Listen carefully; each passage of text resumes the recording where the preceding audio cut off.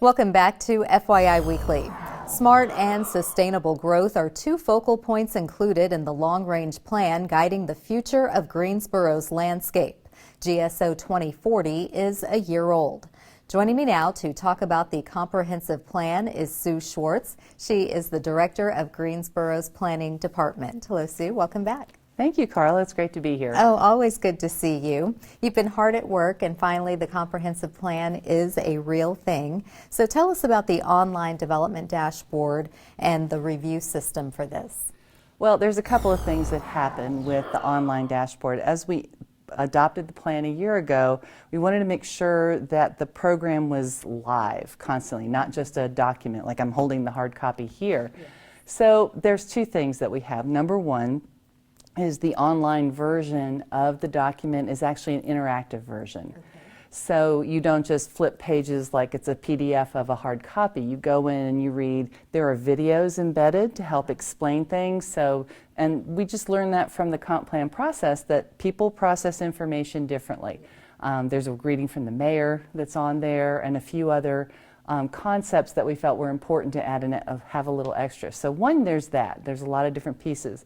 Plus, we have connected different city programs that are pieces of implementation of the plan. Mm-hmm. So, for example, Pieces of Now, the yes. exhibit at our museum that is just phenomenal. Yes. And how that relates to connecting our community, mm-hmm. keeping that connectedness, our sustainability connections that focus on equity. And then last but not least, the plan itself is cross-referenced with our land development ordinance. Oh, good. So different concepts are tied back to the online version of the development ordinance as well.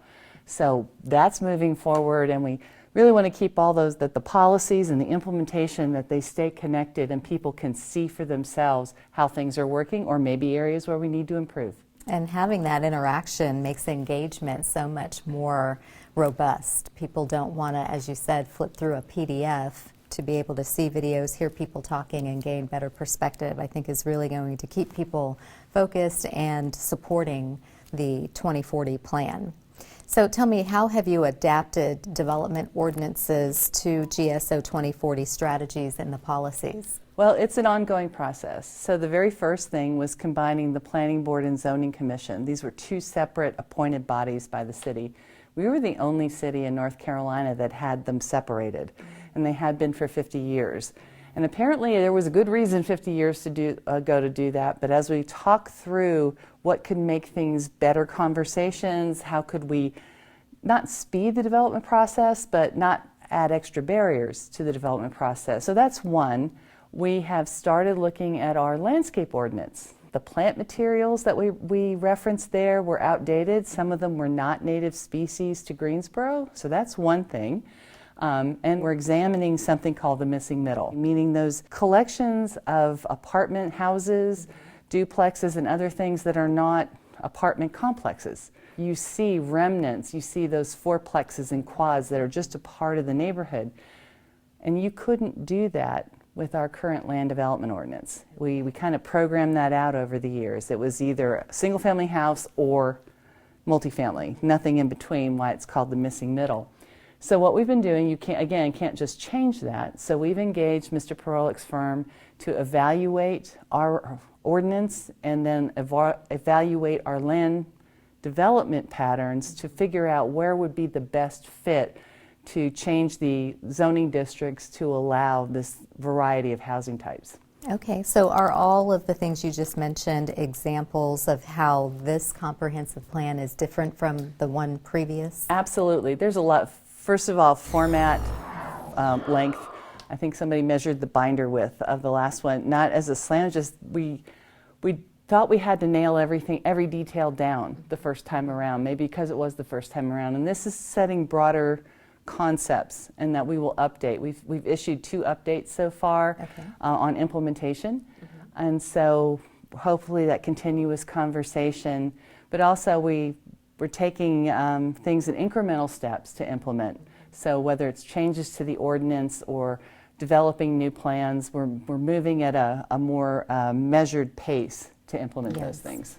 And we have so many master plans underway throughout the city, and I know you were very intentional on the overlap and how can you pull from one plan and put that in the comp plan. How does the housing plan fit into this? Well, actually, the housing plan, and I'm glad you asked that, because the housing plan is a more detailed product that talks specifically about affordable housing type and where. Where should we be doing this? And then how do we move in that direction? So it is an implementation piece of that larger goal of housing affordability, sustainability, neighborhoods, those things in Greensboro. So we'll be working with the neighborhood development department folks and obviously stakeholders from across the community about what are those things we need to change either in our ordinance or our approaches that may inhibit the types of things that are recommended in that housing plan. So they work together. Okay. And community connectivity, input, feedback, that was all very critical in formulating what has now become GSO 2040. Are the conversations with community continuing in spite of COVID? Well, they are, maybe not as robust because of COVID, but our intent, so as each implementation piece moves forward, we reach out. We've kept the master list of emails and contacts that we've had from the whole planning process, of the Planet GSO process, and we let people know, hey, if you want to be involved, here's way. And we look forward to those robust discussions that Greensboro is so known for. Yes. Well, thank you, Sue. It's always good to see you, of course, but for taking time out to explain where GSO 2040 is, how it's constantly evolving, how the community can be part of the conversation moving forward. Do keep us posted on the progress and other new implementation portions of the plan. We'd be glad to encourage people to take a look at that interactive piece and just see the different stories we have to tell about Greensboro, because it's pretty cool. It is. Great work. Thank you so much. Thank you. Stay tuned for some useful information about Greensboro as we tell you something about the city. That's coming up after the break. Stay with us.